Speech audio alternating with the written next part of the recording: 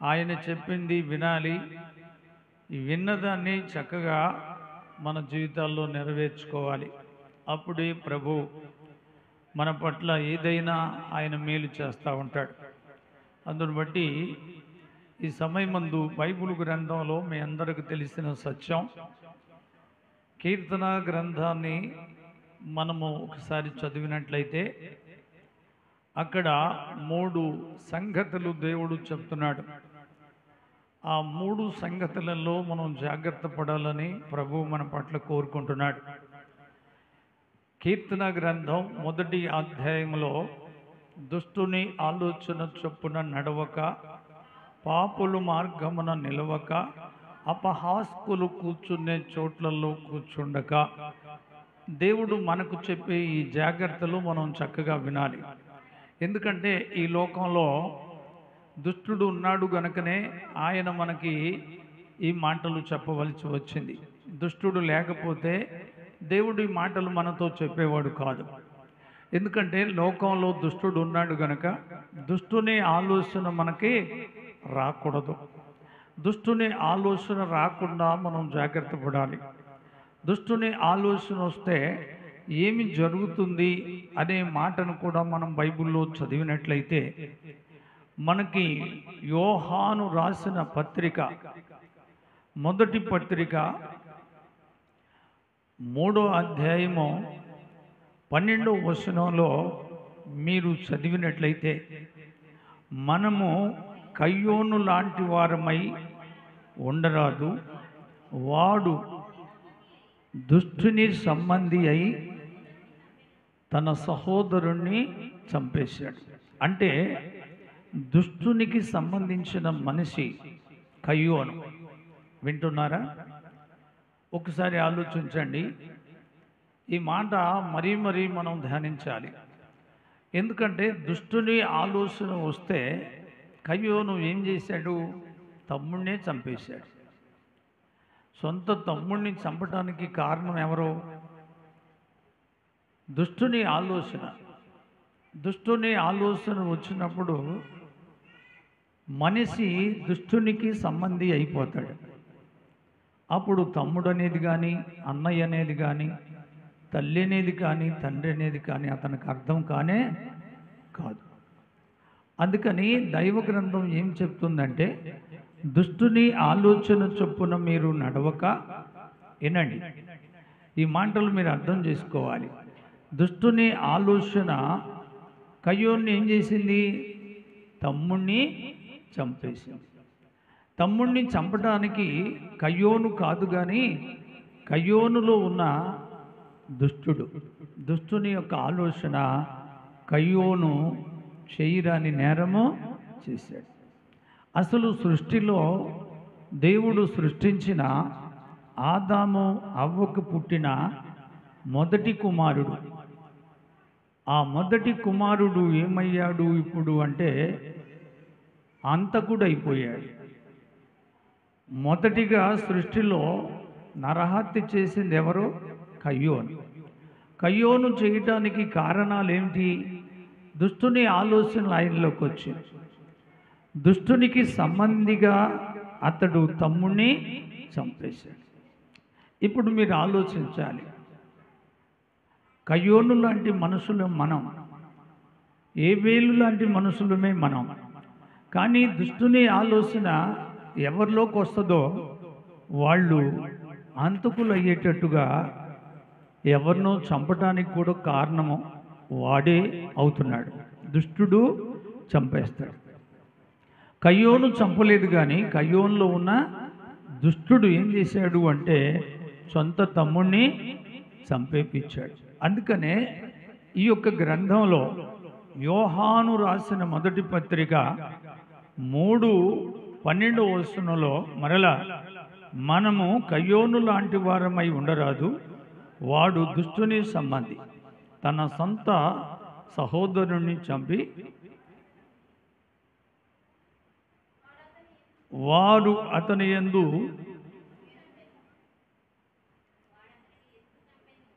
వాడతని ఎందుకు చంపెను అంటే తన క్రియలు చెడ్డవైనందున తన సహోదరుని క్రియలు నీతి క్రియలుగా ఉండెను గనుకనే చంపాడు. చూసారండి, దుష్టుడు ఏం చేస్తాడు అంటే ఎవరైతే నీతిగా ఉంటారో వాళ్ళని చంపడానికి ప్రయత్నం చేస్తాడు. ఎవరైతే చెడిపోతూ ఉంటారో వాళ్ళకి ఇంకా తోడ్పడుతూ ఉంటాడు దుష్టుడు. అందుకని దుష్టుని క్రియలు కయ్యోనులోనికి రావటానికి కారణం ఎవరో? దుష్టుడే. ఈ దుష్టుడు కయ్యోనును నేరస్తుడిని చేశాడు. ఇప్పుడు తమ్ముడిని చంపేశాడు, అతడు నేరస్తుడయ్యాడు. అందుకనే దేవుడు అంటాడు, మీరు దుష్టుని ఆలోచన చొప్పున నడవద్దు. ఎందుకంటే దుష్టుని ఆలోచన ఎవరిలోకి వస్తుందో వాళ్ళ ద్వారా ఇంటికి కీడు వస్తుంది, వాళ్ళ ద్వారా ఆ ఇంటికి ఇబ్బందులు వస్తాయి, వాళ్ళ ద్వారా ఏదో ఒక నేరం మోపుతాడు. ఎందుకంటే దుష్టుడు మంచోడు కాడు. అందుకనే బైబిల్ గ్రంథంలో ఒక సత్యం ఉంటుంది. అదేమిటంటే మనం చదువుకునేటట్లయితే ఈ యోహాను పత్రిక ఉంది కదా, యోహాను పత్రిక 4వ అధ్యాయము 4వ వచనంలో మనం చూస్తే, చిన్నపిల్లలారా మీరు దేవుని సంబంధులు, మీలో ఉన్నవాడు లోకములో ఉన్నవాడు కంటే గొప్పవాడు, కనుక మీరు వానిని జయించి ఉన్నారు. కయ్యోను జయించలేకపోయాడు. కయ్యోను దుష్టుణ్ణి జయించినట్లయితే తమ్ముడిని ప్రేమించేవాడు, తమ్ముడు కుటుంబాన్ని చూసి ఆనందించేవాడు. తమ్ముడు కుటుంబం చక్కగా వర్ధిల్లుతూ ఉంటే, ఫలిస్తూ ఉంటే ఓర్చుకోలేని ఆ యొక్క ఆలోచన దుష్టుడు పెట్టాడు కయ్యోనుకి. అందుకనే కయ్యోను నేరస్తుడు. కయ్యోను మొదటిగా అంతకుడయ్యాడు. ఈరోజు మనము ఆ కయ్యోను లాంటి మనసు మనలోకి రాకుండా ఎప్పుడు దేవునికి ప్రార్థన చేసుకుంటూ ఉండాలి, ఎప్పుడు దేవునితో సావాసం కలిగి ఉండాలి. దేవుని యందు భయభక్తులు కలిగి మనం చక్కగా నడుచుకుంటూ ఉంటే దుష్టుని ఆలోచన మనకు రాకుండా దేవుడు కాపాడుతాడు. అది కయ్యోనులో లేదు. ఆ లక్షణాలు కయ్యోనులో లేకపోబట్టి కయ్యోనులో ఔజాగ్రత్తతో తను నడుస్తున్నాడు గనక దుష్టుడు అతన్ని బాగా బంధించేశాడు. దుష్టుడు అతన్ని లోపలికి వెళ్ళి తన యొక్క జీవితంలో చేయరాని నేరాలన్నీ చేయించాడు. అందుకనే కయ్యోను లాంటి వారమై ఉండరాదు అని దైవ గ్రంథం చెబుతూ ఉంది. దేవునికి ఒకసారి స్తోత్రం చెప్పండి. ఒకవేళ కయ్యోను లాంటి ఒక ఆలోచన మీ కుటుంబాల్లో వస్తే వానిని జయించాలంటే దేవునికి లోబడాలి. యాకోబు పత్రిక 4:7 వచనంలో, కాబట్టి దేవునికి లోబడండి, అపవాదిని వెదిరించండి, అప్పుడు వాడు మీ వద్ద నుండి పారిపోతాడు. దుష్టుడు పారిపోయేటట్టుగా మనం ఏం చేయాలంటే దేవునికి లోబడాలి. సృష్టికర్త అయిన దేవునికి భయపడాలి కూడా. దేవుని యందు భయభక్తులు కలిగి అన్నదమ్ములతోనూ తల్లిదండ్రులతోనూ భార్యాభర్తలుగా పిల్లలు కుటుంబంగా చక్కగా నీవు కాపాడుకునే ఒక మంచి మనసు, మంచి ఆలోచన నీకుంటే దుష్టుడు అక్కడికి రాడు. దుష్టుడిని మనం జయించాలంటే దేవునికి లోబడాలి. కానీ కయ్యోను లోబడలేదు కదా. కయ్యోను దేవునికి వ్యతిరేకంగా ప్రవర్తించాడు, కయ్యోను వ్యతిరేకంగా జీవించాడు. అందుకనే కయ్యోను జీవితంలో దుష్టుడు ఎన్నో చెడ్డ కార్యాలు తీసుకొచ్చి పెట్టాడు. కయ్యోను చెడిపోయాడు.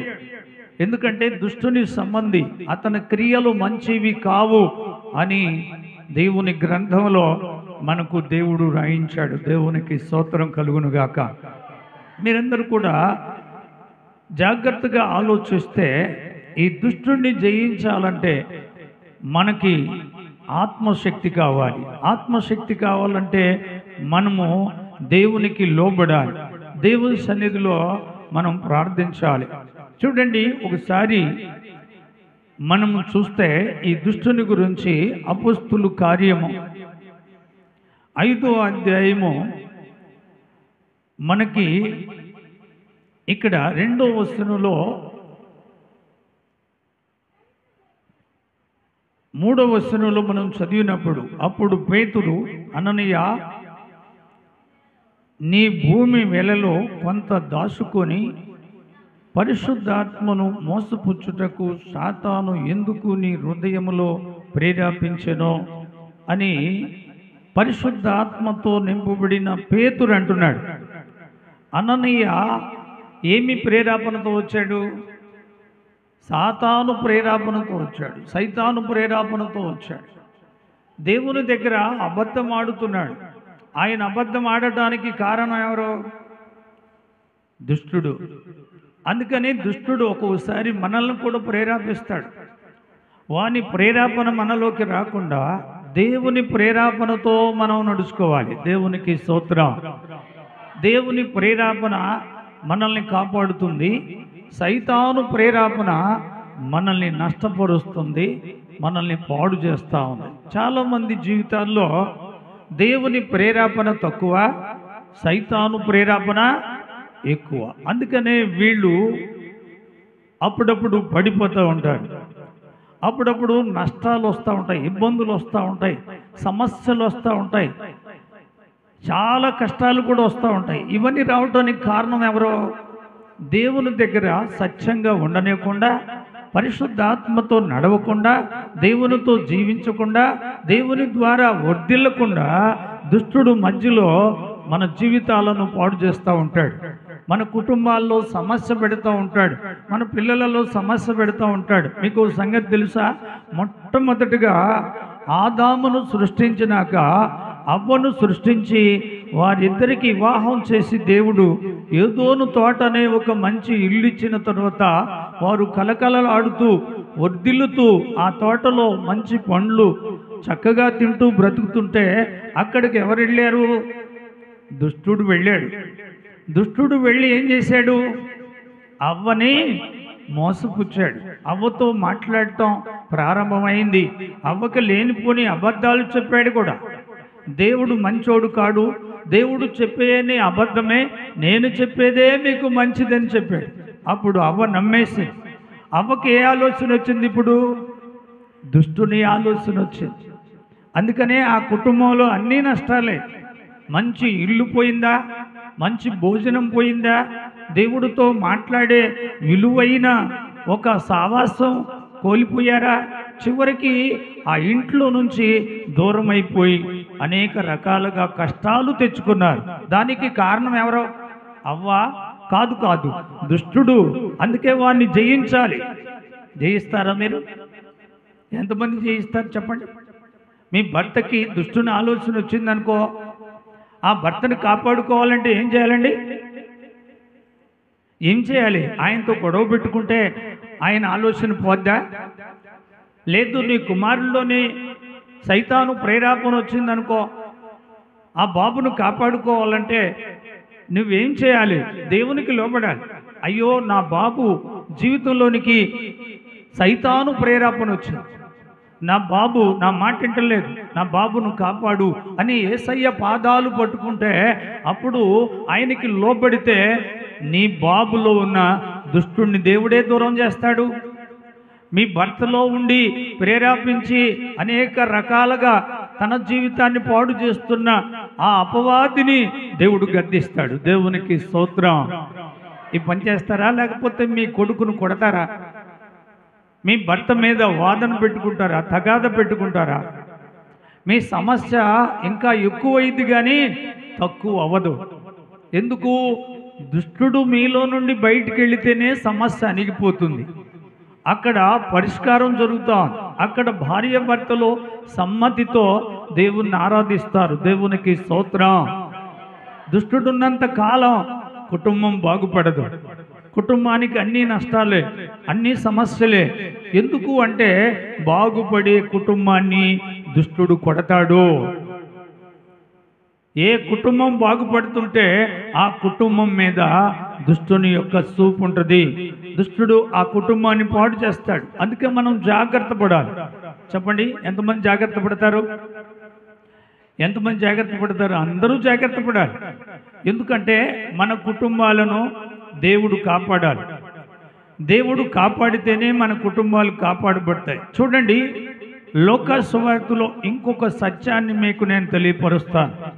22వ అధ్యాయము 3వ వచనంలో అంతటా 12 మంది శిష్యులు సంఖ్యలో చేర్చబడిన ఇస్కరే ఈద అనబడిన సాతాను ప్రేరేపించి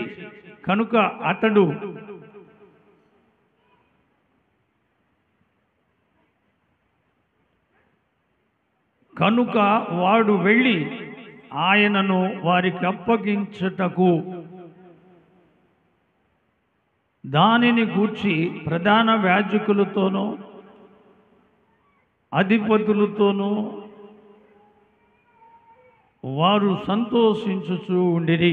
చూడండి, ఇక్కడ ఒక సత్యాన్ని మనం తెలుసుకోవాలి. ఇప్పుడు 12 మంది శిష్యులలో ఇస్కరే ఈద అనబడిన సాతాను అతన్ని ముందే ప్రేరేపించాడు. ఏమని ప్రేరేపించాడు? యేసు ప్రభుని అమ్మేయమని, యేసు ప్రభుని 30 ఎండి నాణ్యాలకి అమ్మేయమని ప్రేరేపించాడు. కానీ అతను చేసిన పని కాదు ఇది. అతనిలోనికి సైతానే వెళ్ళిపోయాడు. సైతాను ప్రేరేపణతో యేసు ప్రభునే అమ్మేపించింది సైతాను. మరి సైతాను జయించాలంటే మనం ఎంత జాగ్రత్త పడాలి? యేసు ప్రభువుతో కలిసి తిరిగిన ఆయన శిష్యుడు, యేసు ప్రభువు చేసే అద్భుతాలు చూసినవాడు, గొప్ప కార్యములు చూసినవాడు, ఎన్నెన్నో మేలులు చూసినవాడు, యేసు ప్రభువు మహిమగల దేవుడని తెలుసుకున్న ఈ యొక్క భక్తుణ్ణి సాతాను ప్రేరేపణతో యేసు ప్రభునే అమ్మేయటం జరిగిందని బైబిల్లో మనకి లోకా సువార్తలో దేవుడు తెలియపరుస్తున్నాడు. దేవునికి స్తోత్రం కలుగును గాక. కనుక మనం ఎప్పుడు కూడా మన ప్రేరేపణ ఎలా ఉంది, మన ఆలోచన ఎలా ఉంది, మనం ఎలా నడుచుకుంటున్నాం, ఈ లోకంలో జాగ్రత్త పడాలి. ఎందుకంటే లోకంలో దుష్టుడున్నాడు, మనలో దేవుడున్నాడు. కాబట్టి మనలో ఉన్న దేవుణ్ణి మనం విడిచిపెట్టకుండా జాగ్రత్త పడాలని ప్రభువు మన పట్ల కోరుకుంటూ ఉన్నాడు. అందుచేత మనం ఏం చేయాలంటే ఎప్పుడు కూడా దుష్టుణ్ణి జయించటానికి ప్రయత్నం చేయాలి. ఇప్పుడు ఆయనతో కలిసి తిరిగిన భక్తుడు కూడా ఏమైపోయాడు? ఇప్పుడు ఓడిపోయాడు. సైతాను ప్రేరేపణతో అతను పడిపోయాడు. పడిపోయిన వ్యక్తి మరలా లేచాడా? లేవలేదు. తప్పు చేశాడనే భయంతో ఆ 30 ఎండి నాణ్యాలు తీసుకుపోయి పెద్దల దగ్గరికి వెళితే పెద్దలు మా దగ్గరికి అవసరం లేదు అంటే ఆ ఎండి నాణ్యాలు ఆ దేవాలయంలో పారబోసి ఉరిపెట్టుకొని చనిపోయాడు. ఎందుకంటే ఆ దుష్టుడు చేసే పనులు ఈ దినాన ఎంతోమంది మరి ఎన్నో ప్రమాదాలకు గురవుతున్నారు. వారు చనిపోవటానికి కారణం సైతానే, అపవాదే. అపవాది ద్వారా ఎన్నో కుటుంబాలు కూడా మరి నశించిపోతున్నారు. ఎంతోమంది పిల్లలు ఆగమైపోతున్నారు. ఇవన్నిటినీ మనం జ్ఞాపకం చేసుకుంటే యేసు ప్రభు ఆ దుష్టుణ్ణి జయించగలడు. ఆయన్ని నమ్ముకున్న మనం కూడా దుష్టుణ్ణి జయిస్తాం. దేవునికి స్తోత్రం. ఇంకోసారి దేవునికి స్తోత్రం చెల్లించుదాం. చూడండి, మరోసారి కూడా యోహాను సువార్తలో 13వ అధ్యాయము 2వ వచనంలో చూస్తే, వారు భోజనము చేయుచుండగా ఆయనను అప్పగించవలెనని సీమోను కుమారుడైన ఇస్కరే యూద హృదయములో అపవాది ఇంతకు ముందే ఆలోచన పుట్టించి ఉండెను. చూసారండి, ఇప్పుడు ఇతనిలోనికి ఏమొచ్చింది? ఏ ఆలోచన వచ్చింది? సైతాన్ ఆలోచన వచ్చింది. సైతాన్ ఆలోచనతో ఇతను ఏం చేశాడు? సైతాన్ ఆలోచన ప్రకారంగానే నడిచాడు. అందుకనే దుష్టుని ఆలోచన మనలోకి రాకుండా చూసుకోవాలి. దేవునికి ఒకసారి స్తోత్రం చెప్పండి. దుష్టుని ఆలోచన వచ్చిందనుకో, ఇక ఆ కుటుంబం అల్లరితో ఉంటుంది, ఆ కుటుంబం నష్టంతో ఉంటుంది, ఆ కుటుంబంలో లేనిపోని అలవాట్లు కూడా సైతాను ప్రేరేపిస్తాడు, దుష్టుడు ప్రేరేపిస్తాడు. దుష్టుడు మంచోడు కాడు, దేవుడు మాత్రమే మంచివాడు. దేవుడు మన పక్షంలో దుష్టుని గురించి చెప్తున్నాడు. ఇదిగో లోకములో దుష్టుడున్నాడు, మీలో నేనున్నాను, దుష్టుని ఆలోచన మీకు రాకూడదు అంటున్నాడు. ఈ దుష్టుని ఆలోచన వచ్చిన ఈ యొక్క ఇస్కరే యోధ చివరికి ప్రాణం పోయింది. ఈ యొక్క ప్రేరేపణ కలిగిన అననీయ ప్రాణం పోగొట్టుకున్నాడు. ఇంకా పోతే బైబిల్ గ్రంథంలో కయ్యోను ఇంకా దేవునికి దూరమైపోయాడు. చివరికి అతడు చాలా అగచాట్లకు గురైపోయాడు. నేను ఈరోజు చెప్పే మాట ఏంటంటే, మీలో ఏ ప్రేరేపణ ఉంది, ఏ ఆలోచన ఉంది, మీ కుటుంబాన్ని గమనించవలసిన అవసరం మీకుంది. మీరు మిమ్మల్ని ఆలోచించుకోవాల్సిన విషయం కూడా మీకుంది. ఎందుకంటే రెండు ఆలోచనలు ఉన్నాయి. ఒకటి మంచి ఆలోచన, మరొకటి మనకి విరోధంగా పనిచేసే ఆలోచన. ఆ విరోధంగా పనిచేసే ఆలోచన మనల్ని వెదిగి రానివ్వదు, మనల్ని ఫలింపులోనికి రానివ్వదు. మన జీవితాల్లో నెమ్మది ఉండదు, శాంతి ఉండదు, సమాధానం ఉండదు, ఆరోగ్యం ఉండదు, నిద్ర పట్టదు, కడుపు నిండా అన్నం కూడా తిననివ్వదు. చాలామందికి మనాయాది ఎందుకు వస్తుంది? ఆలోచన వల్ల. ఈ ఆలోచన ఏంటి? వారు చేయరాని చేసి ఆ ఆలోచన పెట్టుకొని వాళ్ళు ఒక మనావ్యాధితో ఎంతో కుమిలిపోతూ ఉన్న ప్రజలు చాలామంది ఉన్నారు ప్రియులారా. ఎందుకంటే దుష్టుని ఆలోచన మంచిది కాదు, అది మనిషిని పాడు చేస్తూ ఉంది. అందుకనే ఈ యొక్క అననీయ చనిపోవటం, ఈ యొక్క వీధ చనిపోవటం, మరి ఇకపోతే ఇంకా ఎంతోమంది భక్తులను మోసం చేసింది సైతాన్ ఆలోచన. సంసోను చాలా బలాఢ్యుడు కదా, అతనికి కూడా ఏ ఆలోచన? దుష్టుని ఆలోచనే.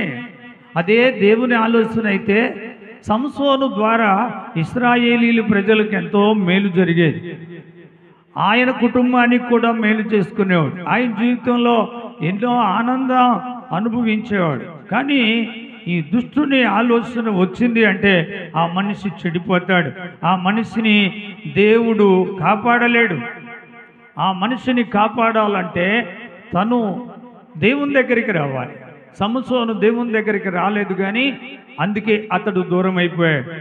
మరి ఇంకా యూదా కూడా దేవుని దగ్గరికి రాకుండానే అతడు కూడా దూరం అయిపోయాడు. అననీయ తప్పులు ఒప్పుకొని క్షమించమని అంటైతే అతడు అతని కుటుంబం కూడా బాగుండేది. దేవునికి స్తోత్రం కలుగునుగాక.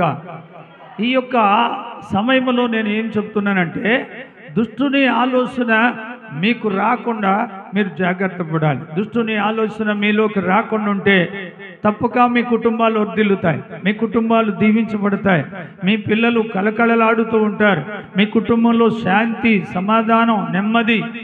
ఇంకొక సంగతి చెప్పన, దుష్టుని ఆలోచన వచ్చింది అంటే ఆ కుటుంబంలో సమాధానం ఉండదు. ఒకరి మాట ఒకరు అర్థం చేసుకోలేరు, ఎదురు తిరుగుతారు, తిరుగుబాటు వస్తుంది. చేయరాని అన్ని చేసి అప్పులు కనపడతాయి. ఆ తరువాత అప్పులు తీరవలేక ఎన్నో ఇబ్బందులు కూడా తెచ్చుకుంటారు.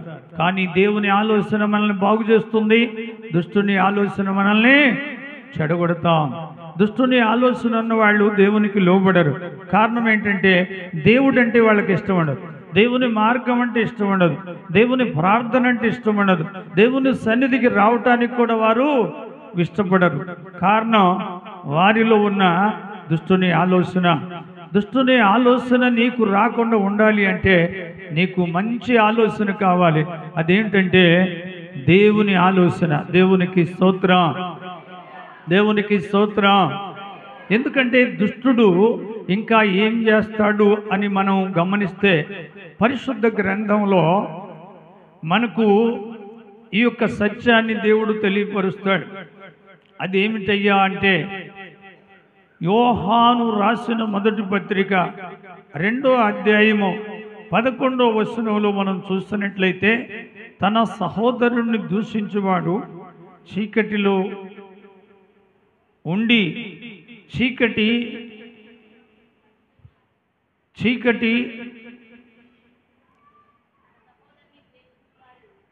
చదువమ్మా.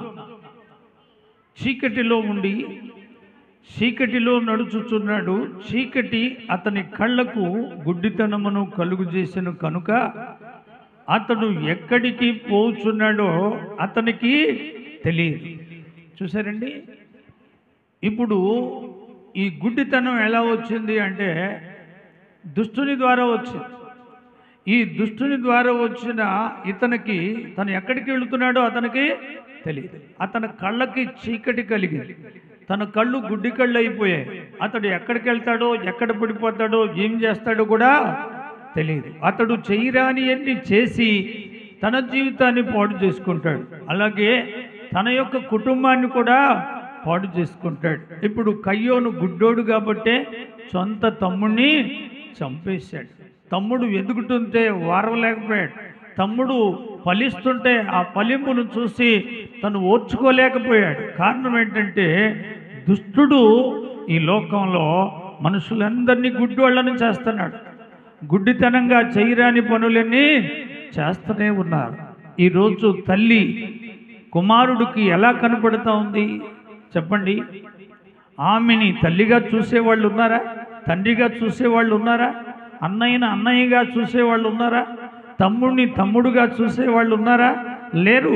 ఎందుకంటే తన కళ్ళకి గుడ్డితనం వచ్చింది కనుక అతడు ఏం చేస్తాడో ఆ గుడ్డివాడికి అర్థం కాకుండా తను ఎక్కడ పడిపోతాడో, తను ఎక్కడికి పోతాడో కూడా తెలియకుండా ఈరోజు ప్రపంచం అంతా అలా నడుస్తూ ఉంది. భూలోకమంతా గుడ్డితనంగా నడుస్తూ ఉంది. మంచిని తెలుసుకోలేని కళ్ళు వాళ్ళకున్నాయి.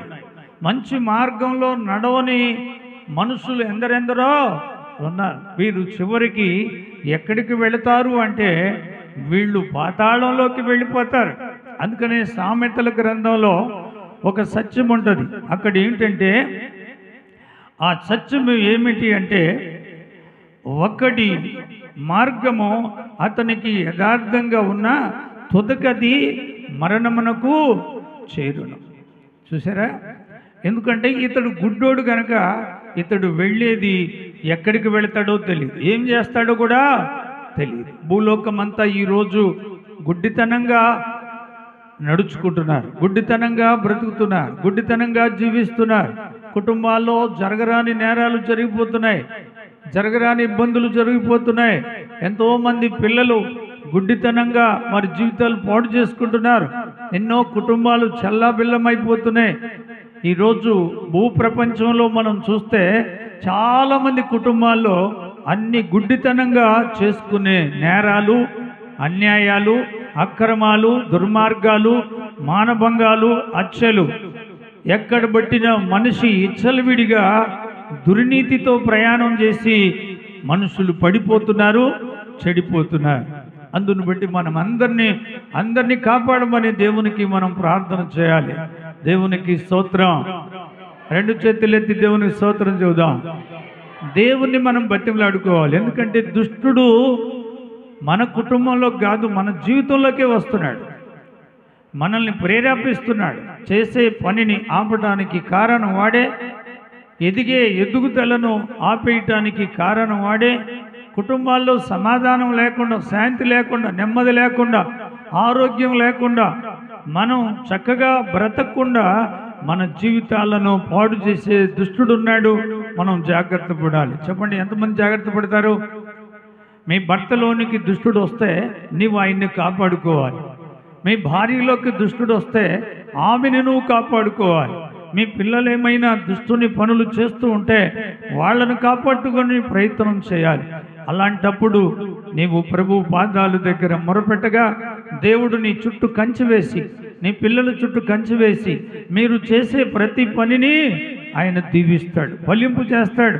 పొలాలు, పంటలు, పశువులు, గొర్రెలు, మేకలు, ఉద్యోగాలు, పిల్లల చదువులు, ఇవన్నీ దేవుడు సమృద్ధిగా దీవిస్తాడు. దేవుడు దీవించే వాటిని అడ్డుకునేది ఎవరో? దుష్టుడు. కాబట్టి దుష్టుడిని జయించడానికి దేవుని పక్షంలో నీవు ఉండాలి, దేవునికి మొరపెట్టాలి, దేవునికి ప్రార్థించాలి. అనుక్షణం నీ ఆలోచనని నీవు కాపాడుకుంటూ ప్రభువులో నువ్వు నడుస్తుంటే ప్రభు ధారాళంగా నిన్ను దీవిస్తాడు. ప్రభు ఎక్కడ నిన్ను పడిపోనివ్వడు, చెడిపోనివ్వడు. నిన్ను పాడు చేయటానికి వచ్చే దుష్టుడిని దేవుడే ఎదుర్కొంటాడు, దేవుడే దూరపరుస్తాడు. కనుక మనం జాగ్రత్త పడాలి. అలనాడు అపోస్తులు ఆయన మార్గంలో నడుస్తున్నప్పుడు వాళ్ళకి దేవుడు తోడై ఉండలేదా? మోసే కాలంలో ఇశ్రాయేలీలు మోసే నడుస్తున్నప్పుడు దేవుడు తోడై ఉండలేదా? భక్తులందరికీ దేవుడు తోడై ఉన్నాడు. వారి ఆలోచన దేవుని ఆలోచన, దేవుని యొక్క అడుగుజాడలలో నడిచిన భక్తులందరూ సమృద్ధిగా దీవించబడ్డారు. అబ్రహామును చూడండి, దేవుని ఆలోచనతో ఎంతో దీవించబడ్డాడు. ఇసాకును చూడండి, ఆయన ఎంతో దీవించబడ్డాడు. యాకోబును చూడండి, ఆయన కూడా బహుగా దీవించబడ్డాడు. ఇంకా యోబు బహుగా దీవించబడ్డాడు. బైబిల్ గ్రంథంలో దేవుని మార్గంలో నడుస్తున్న వారందరూ కూడా చక్కని జీవితాలు జీవించారు. వారి కుటుంబాల్లో పిల్లలు ఒలివ మొక్కల వలె, వారి రోగిట భార్య ఫలించు ద్రాక్షవల్లి వలె చక్కని జీవితాలు జీవించిన భక్తులను మనం మాదిరిగా చూసి దుష్టుణ్ణి జయించాలి. దుష్టుని ఆలోచన రాకుండా జాగ్రత్త పడాలి.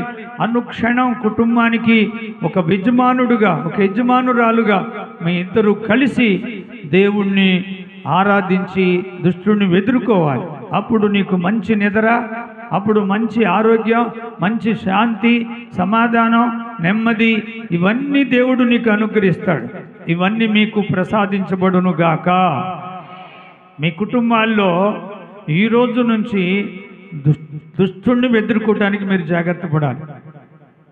ఎందుకంటే దుష్టుడు మంచోడు కాడు. దుష్టుడు మన జీవితాలను పాడు చేసేవాడు, మన కుటుంబాలను పాడు చేసేవాడు, మన పిల్లలను పాడు చేసేవాడు, మన మంచిని చెడగొట్టేవాడు. అందుకనే మనం చాలా జాగ్రత్త పడదాం. ఎంతమంది జాగ్రత్త పడతారు చెప్పండి? అందరూ జాగ్రత్త పడాలి. విశ్వజ్వరాలు వస్తున్నాయి, వాటిని ఎదుర్కోవటానికి ప్రార్థన కావాలి. షుగర్ వ్యాధులు ఎక్కువ అవుతున్నాయి, వాటిని ఎదుర్కోవటానికి ప్రార్థన కావాలి. బీపీ రోగాలు వస్తున్నాయి, వాటిని ఎదుర్కోవడానికి జాగ్రత్త పడాలి. ఎందుకంటే గుండె జబ్బులు, భయంకరమైన జబ్బులు వస్తున్నాయి. అంతలో కనబడి అంతలోనే మాయమైపోతున్నాం మనం. కాబట్టి ఈ లోకంలో దేవుని కృప వల్ల మనల్ని మనం కాపాడుకొని మన కుటుంబాలను మనం రక్షించుకుందాం. ఎందరి కొరకు నేను ప్రార్థన చేస్తాను. తలలు వంచండి, కళ్ళు మూసుకునండి, ప్రార్థన చేసుకుందాం. పరమ తండ్రి అయిన దేవాని పాదములకు స్తోత్రాలు. దుష్టుని ఆలోచన చొప్పున నడవక మమ్మల్ని మీరు మీ ఆలోచనతో నడిపించండి, మీ మార్గంలో నడిపించండి, మీ కృపలో భద్రపరచండి తండ్రి. దేవానికి స్తోత్రాలు. కూడి వచ్చిన బిడ్డల కుటుంబాలను ఆశీర్వదించండి. ప్రతి కుటుంబం వర్ధిల్లాలి. ప్రతి కుటుంబం చుట్టూ కంచి వేయండి, కాపుదలు ఉంచండి. దేవా, వారు వేసిన పొలాలు చుట్టూ కంచి వేయండి. అయ్యా, వారు చేస్తున్న వ్యాపారాలు దీవించండి. వారి పిల్లలు చదువులలో వర్ధిల్ల చేయండి. వారి పిల్లలు ఉద్యోగాలు చేస్తున్నారు, వాళ్ళను బట్టి మీకు స్తోత్రం. అందరి కుటుంబాల చుట్టూ కంచి వేసి మా గ్రామాలు, మా ప్రాంతాలను దీవించి మా రాష్ట్రాలను కూడా మీరు ఆశీర్వదించమని ప్రార్థిస్తున్నాం. మా తండ్రి, ఈ సమయమందు కూడి వచ్చిన బిడ్డలందరినీ కూడా మీరే కాపాడి మహిమ పొందమని, ఘనత పొందమని యేసు నామములో అడుగుతూ ఉన్నాను తండ్రి. ఆమేన్.